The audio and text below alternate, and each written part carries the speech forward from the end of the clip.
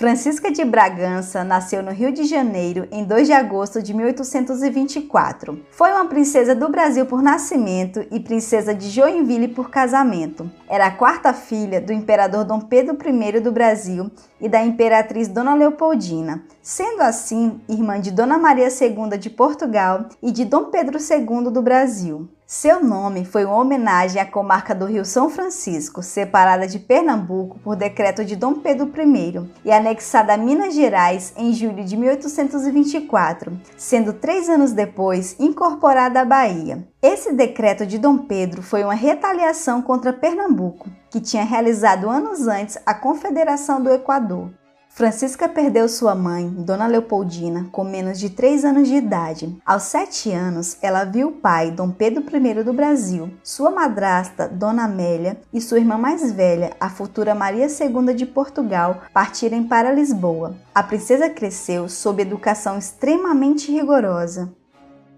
Em 1838, aportava no Rio de Janeiro o navio Hércules, trazendo a bordo Francisco, príncipe de Joinville, 3º filho do rei Luís Filipe da França. Ele estava a caminho da ilha de Santa Helena, onde deveria buscar os restos mortais de Napoleão Bonaparte e levá-los de volta à França. Francisco conhecera Dom Pedro I e ao lado dele cavalgara em 1831 pela Champs-Élysées, durante o aniversário da Revolução de 1830. No Brasil, conheceu Dom Pedro II e as irmãs e participou da insossa vida da corte, até que resolveu partir para as expedições em Minas e Espírito Santo. Convivendo com Dona Januária e Dona Francisca, encantara-se pela Chica, nome que Francisca era conhecida na família. Em 1843, ele não resistiu e retornou ao Brasil, dessa vez para casar-se com ela. Mas no primeiro momento, Francisco não comunicou ninguém na França e nem no Brasil sobre suas intenções, sendo recebido de maneira gélida pela corte. Conta-se que o verdadeiro interesse da volta do príncipe tinha nome e sobrenome: Raquel Félix, uma atriz e cortesã. A princípio, Joinville não se entusiasmou com a princesa, mas aos poucos foi achando Francisca bonitinha. Com o passar do tempo, acabou se decidindo. O pedido oficial foi feito na noite de 19 de abril e a data marcada para 1º de maio. O casamento ocorreu na capela do Palácio de São Cristóvão. A cerimônia foi realizada na mais estrita intimidade, com pouquíssimos convidados. Ela vestida de branco à francesa, em meio às damas de amarelo e verde. Terminando o casamento civil e o religioso, teve início o jantar em família.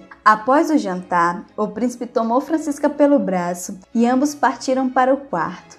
Com o casamento, a princesa iria aprender lições sobre a corte francesa. Aos 19 anos, a princesa era despreparada e quase infantil. Dias depois do casamento, eles partiram para a França. Apesar das atenções e do carinho do marido, sua insegurança era evidente. Tinha grande dificuldade em entender as permanentes críticas do príncipe, que ridicularizavam a ociosidade do paço e a sua comida ruim, e até a ausência de móveis na sala. A princesa de Joinville primeiro sorria em embaraço, depois revoltada retrucou: "Estou curiosa para ver a França. Deve ser um país muito bonito, já que o Brasil parece tão pouco para aqueles que a ele vêm." Chegando na França, uma série de gafes se sucederam. Pelo temor de fazer feio, passava frio, pois não ousava se cobrir. Comia demais, achando que tinha que fazê-lo como os franceses. Interrompia saudações e cerimoniais por não compreender bem a língua. A recepção ao príncipe e à princesa foi bem fria. Por onde eles passavam, eram recebidos sem muito entusiasmo. Eram tempos difíceis para a monarquia francesa, que estava sendo questionada dia após dia.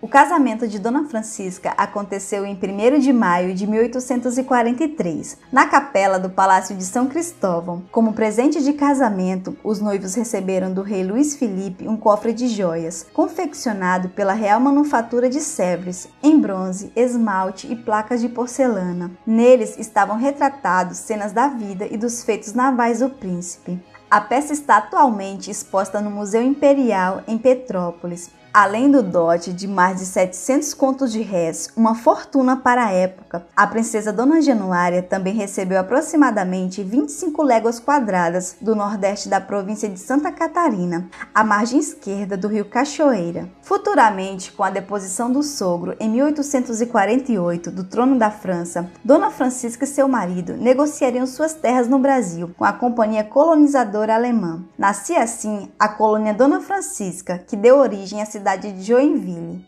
O encontro de Francisca com a família d'Orléans se deu no castelo de Bise. Francisca foi beijada e depois rodeada pelos familiares, que a levaram para dentro do castelo. Aliviada, a jovem entrou na sala de jantar de braço com o sogro. A França era bem diferente do Brasil de Francisca. A revolução que pusera o sogro no trono como rei dos franceses e não da França marcou a derrocada da aristocracia. A classe governante dos próximos 50 anos seria a grande burguesia de banqueiros, industriais e altos funcionários, aceita por uma aristocracia que se eclipsava. E mais, que se interessava em promover políticas em favor dos interesses burgueses. Luís Filipe encarnava o chefe de Estado cidadão ideal, o mais burguês entre os burgueses. Ele baixou a idade dos eleitores e substituiu a bandeira branca com a flor de lis pela tricolor. A monarquia se tornou um simples contrato ao qual jurou obedecer. Mas logo os ritmos da mudança social e econômica se aceleraram, e suas consequências também. Os problemas sociais, como a incontrolável urbanização e os horrores do desemprego, se transformaram em lugar comum. Francisca pegou a fase final do reinado de Luís Filipe, a fase das contestações, revolta e deposição. Para garantir de vez o seu lugar na corte e aprender os costumes, Francisca tornou-se amiga de uma fidalga brasileira, casada com um nobre francês, Luísa Margarida de Barros Portugal, condessa de Barral. Com a ajuda dela, seu porte, sua educação e suas maneiras garantiam o sucesso de Dona Francisca na corte francesa, que a apelidou de La Belle Françoise. Na corte francesa, a educada e bela Dona Francisca logo se tornou uma das princesas mais populares da corte. Em 1848, a monarquia francesa foi extinta e os Orleans seguiram para o exílio. Dotada de espírito combativo, Dona Francisca negociou com os republicanos a fuga de sua família. Exilou-se na Inglaterra e manteve uma intensa troca de correspondência com seu irmão no Brasil. No exílio, dedicou-se aos filhos e ao marido, nunca se esquecendo do Brasil. Por isso mantinha intensa correspondência com Dom Pedro II. Até mesmo ameaçava o nascente Partido Republicano. Durante a Guerra Civil Norte-Americana, o inquieto príncipe de Joinville, junto com os 2 filhos e 2 sobrinhos, partiram para os Estados Unidos, a fim de se colocar à disposição da causa da União contra os Confederados.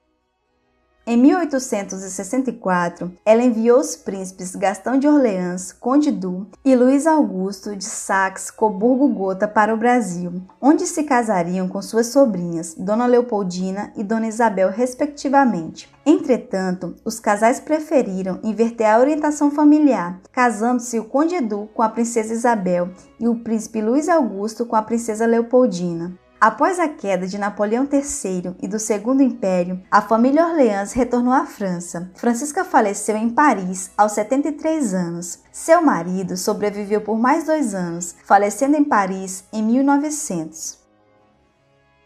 Olá, eu sou a professora Zilmar. Tenho certeza que você gostou desse vídeo. Então não esqueça de deixar seu like, compartilhar com seus amigos e comentar no vídeo abaixo.